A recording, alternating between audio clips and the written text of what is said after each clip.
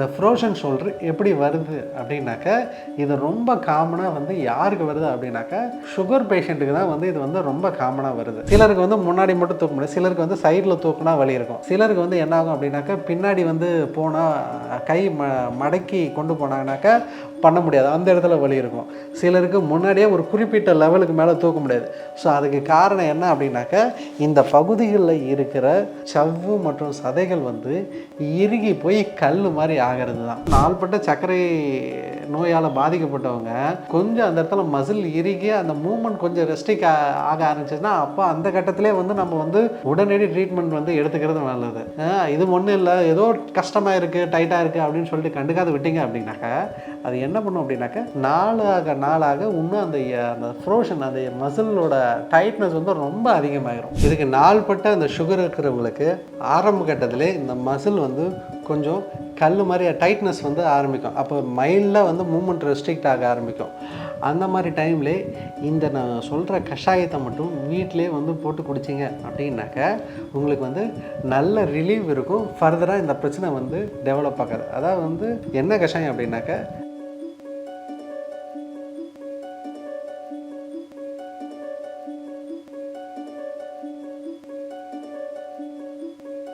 Health cafe நேயர்களுக்கு வணக்கம். நான் டாக்டர் சிஎம் சதீஷ்குமார், சித்த மருத்துவர். நாம் இன்றைக்கி என்ன டாபிக் பார்க்க போகிறோம் அப்படின்னாக்கா பெரிய ஆர்த்ரைட்டிஸ், அதாவது வந்து ஃப்ரோஷன் ஷோல்டர்னு ஆங்கிலத்தில் சொல்லுவாங்க இல்லைங்களா. அதாவது வந்து தோள்பட்ட சதை வந்து இறுகி போய் சிலருக்கு வந்து என்ன ஆகும் அப்படின்னாக்கா கைகளை வந்து தூக்க முடியாது, பின்னாடி கொண்டு போக முடியாது, உங்களுக்கு கை ஃபுல்லாக வந்து வலி பருவும், சில நேரம் வந்து கை வந்து கடுத்து, அதாவது வந்து இதை சித்த மருத்துவத்தில் ஒரு டேர்மோடு யூஸ் பண்ணாங்க, தேல் கொட்டின போல வந்து கைகள் வந்து வலிக்கும் அப்படின்றத சொல்லுவாங்க. அந்த அளவு கடுன்னு இருக்கும். இந்த மாதிரி ஃப்ரோஷன் ஷோல்டர், பெரிய ஆர்த்ரைட்டிஸ் ஷோல்டருக்கு சித்த மருத்துவத்தில் என்ன தீர்வு, எப்படி இதுக்கு வந்து ட்ரீட்மெண்ட் பண்ணுறது அப்படின்றத தான் இன்றைக்கி நம்ம பார்க்க போகிறோம். இந்த ஃப்ரோஷன் ஷோல்டர் எப்படி வருது அப்படின்னாக்க இது ரொம்ப காமனாக வந்து யாருக்கு வருது அப்படின்னாக்க சுகர் பேஷண்ட்டுக்கு தான் வந்து இது வந்து ரொம்ப காமனாக வருது. ரொம்ப நாள் சுகர் இருக்கிறவங்களுக்கு, இல்லை கை கால் கீழே விழுந்து அடிபடுறவங்களுக்கு என்ன ஆகும் அப்படின்னாக்க இந்த சின்ன அந்த சுகர்னால மைனூட் கேப்லரிஸ் வந்து பாதிக்கப்படும். அப்போது ரத்த ஓட்டம் இந்த இடத்துல ஒழுங்காக சப்ளை இல்லாததுனால அங்கே சதையானது, இந்த தோள்பட்டை சதை இருக்கு பார்த்தீங்களா, இந்த சதை வந்து இறுகி போக ஆரம்பிக்கும். அப்படி இறுகி போகிறதுனால ஆட்டோமேட்டிக்காக என்ன ஆகும், இங்கே இருக்கிற மசில்கள் வந்து, ஏன்னா நம்ம உடம்புல ஃபுல் ரொட்டேஷன் கொடுக்கக்கூடிய ஜாயிண்ட் வந்து எதுன்னு பார்த்தீங்கன்னாக்கா இந்த ஷோல்டர் ஜாயிண்ட்டை தான் நம்ம ஃபுல்லாக வந்து நம்மளால் சுத்த முடியும். சைடில், பின்னாடி, மேலே, கீழே, இந்த சைடு, அந்த சைடு. அதனால் எல்லா பக்கத்துலேயும் ஓரளவு ரொட்டேஷன் கொடுக்கக்கூடிய ஜாயிண்ட் வந்து நமக்கு இந்த ஷோல்டர் ஜாயிண்ட்டு. இதை சுற்றி இருக்கிற மசில்ஸ் வந்து நமக்கு இருக்கிறதுனால என்ன ஆகுது அப்படின்னாக்கா அந்த மூமெண்ட் வந்து ரெஸ்ட்ரிக்ட் பண்ணுது. சிலருக்கு வந்து முன்னாடி மட்டும் தூக்க முடியாது, சிலருக்கு வந்து சைடில் தூக்குனா வலி இருக்கும். சிலருக்கு வந்து என்ன ஆகும் அப்படின்னாக்கா பின்னாடி வந்து போனால் கை மடக்கி கொண்டு போனாங்கனாக்கா பண்ண முடியாது, அந்த இடத்துல வலி இருக்கும். சிலருக்கு முன்னாடியே ஒரு குறிப்பிட்ட லெவலுக்கு மேலே தூக்க முடியாது. ஸோ அதுக்கு காரணம் என்ன அப்படின்னாக்கா இந்த பகுதிகளில் இருக்கிற சவ்வு மற்றும் சதைகள் வந்து இறுகி போய் கல் மாதிரி ஆகிறது தான். இந்த பிரச்சனை வந்துடுச்சுன்னா மட்டும் கொஞ்சம் ரொம்ப நாள் அவங்க வந்து கஷ்டப்படுவாங்க. மற்ற எல்லா ஜாயிண்ட்லையுமே வந்து நமக்கு வந்து ஈஸியாக வந்து நமக்கு அந்த ஸ்டிஃப்னஸை வந்து ரெடியூஸ் பண்ண முடியும், பெயினை வந்து நம்மளால் மேனேஜ்மெண்ட் பண்ண முடியும், ப்ளஸ் வந்து அவங்களுக்கு வந்து ஈஸியாக கொஞ்சம் ரெக்கவரி கொடுக்குறது வந்து. ஆனால் இந்த ஷோல்டர் ஜாயிண்ட்டில் மட்டும் வந்துடுச்சு அப்படின்னாக்கா அவங்க குறைஞ்சபட்சம் கண்டிப்பாக வந்து 1 மாதம் 1.5 மாதம் மினிமம் வந்து சஃபர் பண்ணுற மாதிரி இருப்பாங்க. மேக்ஸிமம் வந்து 4 to 5 month கூட இந்த பிரச்சனைகளால் வந்து சஃபர் பண்ணுவாங்க. ஏன் அப்படின்னாக்கா அந்த மசில்ஸ் கொஞ்சம் அந்த இடத்துல பெரிய பெரிய மசில்ஸு அங்கே வந்து டீப்பாக வந்து நமக்கு அந்த ஃப்ரோஷன் வர்றதுனால அதனால் அது வந்து கொஞ்சம் டிலேவாக டைம் எடுத்துக்கும். நீங்கள் இதுக்கு உள் மருந்து மட்டும் எடுத்தால் கண்டிப்பாக பத்தாது. மேலே கண்டிப்பாக எக்ஸ்டர்னல் வந்து தெரப்பி இல்லாமல், அது ஒன்று ஃபிசியோதெரப்பியாக இருக்கட்டும், இல்லை வர்மா தெரப்பியாக இருக்கட்டும், அக்குபஞ்சர் மாதிரி ஏதோ ஒரு எக்ஸ்டர்னல் தெரப்பி நம்ம அதை கொடுக்கும்போது தான் அது கம்ப்ளீட்டாகவும் சீக்கிரமாகவும் ரெக்கவரி ஆகிட்டு வருது. இல்லை அப்படின்னா அதான் வருஷ கணக்கில் வந்து அதுக்கு ட்ரீட்மெண்ட் பண்ணுற மாதிரி ஆகிரும். இந்த பிரச்சனைகள் வந்து வரும்போதே ஆரம்ப கட்டத்திலே வந்து நமக்கு இதை ரெடி பண்ணுறது நல்லது. அதாவது வந்து நாள்பட்ட சர்க்கரை நோயால் பாதிக்கப்பட்டவங்க கொஞ்சம் அந்த இடத்துல மசில் இறுகி அந்த மூமெண்ட் கொஞ்சம் ரெஸ்ட்ரிக் ஆக ஆரம்பிச்சுன்னா அப்போ அந்த கட்டத்திலே வந்து நம்ம வந்து உடனடி ட்ரீட்மெண்ட் வந்து எடுத்துக்கிறது நல்லது. இது ஒன்றும் இல்லை, இல்லை ஏதோ கஷ்டமாக இருக்குது டைட்டாக இருக்குது அப்படின்னு சொல்லிட்டு கண்டுக்காத விட்டீங்க அப்படின்னாக்கா அது என்ன பண்ணும் அப்படின்னாக்கா நாளாக இன்னும் அந்த ஃப்ரோஷன் அந்த மசிலோட டைட்னஸ் வந்து ரொம்ப அதிகமாகிடும். அந்த அதிகமாகிறதுனால சீக்கிரமாக வந்து நமக்கு அந்த ஃப்ரோஷன் ஆகி நமக்கு வலி வந்து அதிகமாகும், மூவ்மெண்ட் வந்து நல்லா ரெஸ்ட்ரிக்ட் ஆகுது. இதுக்கு வந்து சித்த மருத்துவத்தில் நம்ம என்ன பண்ணுவோம் அப்படின்னாக்கா எக்ஸ்டர்னல் தெரப்பி தான் வந்து இதில் வந்து மெயினாக வந்து நம்ம கான்சன்ட்ரேஷன் பண்ணணும். நான் சொல்லியிருந்தேன் இந்த தோள்பட்ட பகுதியானது வந்து நல்லா இறுகி கல் மாதிரி ஆயிருக்கணும் அப்படின்றது. ஸோ இந்த மசிலோட ஸ்டிஃப்னஸை வந்து நம்ம ரிலாக்ஸ் பண்ணணும். அதுக்கு நம்ம என்ன பண்ணுவோம் அப்படின்னாக்கா இதுக்கு நாள்பட்ட அந்த சுகர் இருக்கிறவங்களுக்கு ஆரம்ப கட்டத்திலே இந்த மசில் வந்து கொஞ்சம் கல் மாதிரி டைட்னஸ் வந்து ஆரம்பிக்கும். அப்போ மைல்டாக வந்து மூமெண்ட் ரெஸ்ட்ரிக்ட் ஆக ஆரம்பிக்கும்.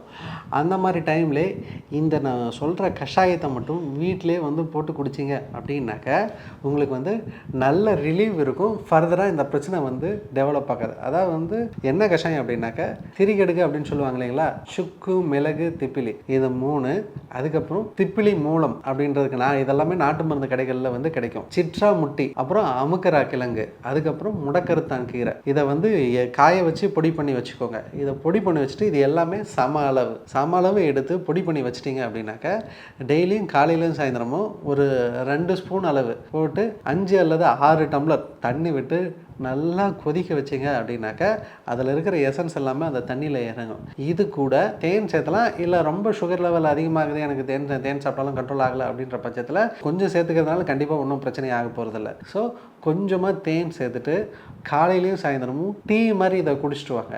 இது உடம்புல இருக்கிற நாள்பட்ட காயங்கள் எங்கே வேணாலும் இருக்கலாம். அதாவது வந்து இந்த மாதிரி மசில் ஸ்டிஃப்னஸ் நமக்கு இடுப்பில் இருந்தாலும் சரி, தோள்பட்டையில் இருந்தாலும் சரி, கையில் இருந்தாலும் சரி, இல்லை கணுக்கால்கள் இருந்தாலும் சரி, எந்த பகுதிகளில் வர்ம காயங்கள் அதாவது நாற்பட்ட அந்த ரத்தக்கட்டு மாதிரி வந்து நமக்கு இருந்ததுன்னா இதை ரெகுலராக எடுத்துகிட்டு வந்தாங்கன்னாவே அந்த ஸ்டிஃப்னஸ் வந்து ஆரம்ப கட்டத்தில் நல்லா கேட்கும். சரிங்களா? இந்த ஒன்று ட்ரை பண்ணிங்கனாவே, ஏன்னா இது வந்து அனுபவமானது. அதாவது வந்து இது வந்து யாரோட குறிப்புனா இது வந்து அகத்தியர் சதக நாடியில் எழுதியிருக்கிற குறிப்பு. இது இந்த கஷாயத்தை மட்டும் இது பண்ணாவே அந்த ஸ்டிஃப்னஸ்க்கு வந்து நாள்பட்ட வர்ம காயங்களுக்கு கேட்கும். ஆனால் ஆரம்ப கட்டத்தில் இருக்கிற ஸ்டிஃப்னஸை நல்லா கேட்கும். இப்போ இல்லை சார் எங்களுக்கு வந்து ரொம்ப நாள் ஆகிடுச்சு ஸ்டிஃப்னஸ், இந்த ஃப்ரோஷன் ஷோல்டர்னால நாங்கள் ரொம்ப நாள் கஷ்டப்படுறோம் அப்படின்ற பட்சத்தில் இந்த கண்டிப்பாக ஒரு மருத்துவரோட ஆலோசனையே எடுக்கணும். அப்போ என்ன பண்ணுவாங்க அப்படின்னாக்க இந்த ஸ்டிஃப்னஸ் வந்து கொஞ்சம் நல்லா வர்ம மசாஜ் மசிலில் மசாஜ் மாதிரி கொடுத்து நல்லா ரிலாக்ஸ் பண்ணுவாங்க. சிலருக்கு இந்த ஜவ்வு வந்து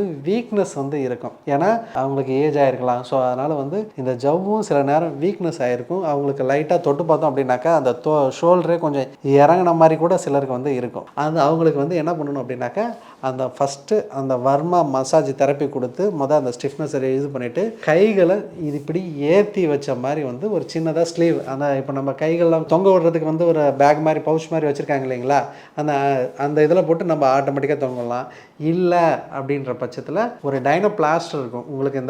இந்த சுளுக்கு பேண்டேஜ்லாம் சொல்லுவாங்க இல்லைங்களா ஒட்டுறதுக்கு, அந்த மாதிரி அந்த டைனோ பிளாஸ்டர் போடலாம். இல்லை அந்த பெலனோனா பிளாஸ்டர்னு நீங்கள் மெடிக்கல் ஷாப்பில் கேட்டிங்கனாவே கிடைக்கும். அதை இந்த பகுதிகளில் வந்து ஒட்டி விடலாம். அப்படி ஒட்டி விடும்போது அந்த மசாஜ் கொடுத்துட்டு நீங்கள் அந்த பகுதிகளில் பிளாஸ்டர் மாதிரி போட்டு ஒட்டி விடும்போது அந்த ஸ்டிஃப்னஸ் வந்து நல்லா கம்மியாகும். பெயின் வந்து உங்களுக்கு வந்து சீக்கிரமாக வந்து கம்மியாகும். அது கூட நல்ல மருத்துவரோட ஆலோசனை இது பண்ணிங்கன்னா கண்டிப்பாக அவங்க வந்து இதை சித்த மருத்துவத்தில் வாதமாக தான் வந்து கன்சிடர் பண்ணுவாங்க. அந்த வாதத்துக்கு உண்டான மருந்துகள் உள் மருந்துகளை வந்து கொடுப்பாங்க. தைலங்களாவோ இல்லை வந்து கேப்சூல்ஸாவோ டேப்லெட்டாவோ இல்லை வந்து சூரணங்களாவோ அது வந்து உங்களுக்கு கொடுக்கும்போது உங்களுக்கு வித்தின் 10 days வந்து பெயின் எல்லாமே ரெடியூஸ் ஆயிரும். மூமெண்ட் எல்லாமே ஓரளவு நல்லா ரைஸ் ஆக ஆரம்பிச்சிடும். முன்னாடி பின்னாடி வருது. ஆனால் ரொம்ப டீப்பாக இருக்கிற ஸ்டிஃப்னஸ் மட்டும் கொஞ்சம் கரையிறதுக்கு வந்து அது நாள் ஆகும். அது உங்களுக்கு மேபி 1 or 2 month கூட டைம் எடுக்கலாம். அந்த டீப் மசில் மட்டும் கொஞ்சம் அந்த ஸ்டிஃப்னஸ் மட்டும் கரையிறதுக்கு அது மெடிசனில் தான் வந்து நம்ம கரைக்க வேண்டியதாக இருக்கும். அதுக்கான உணவு முறையோடு நம்ம சேர்த்து ஃபாலோ பண்ணும்போது ஆட்டோமேட்டிக்காக இந்த ஃப்ரோஷன் ஷோல்டர்லேருந்து சீக்கிரமாக நம்மளால் வெளியில் வர முடியும். நல்ல இம்ப்ரூவ்மெண்ட் வந்து கொடுக்க முடியும்.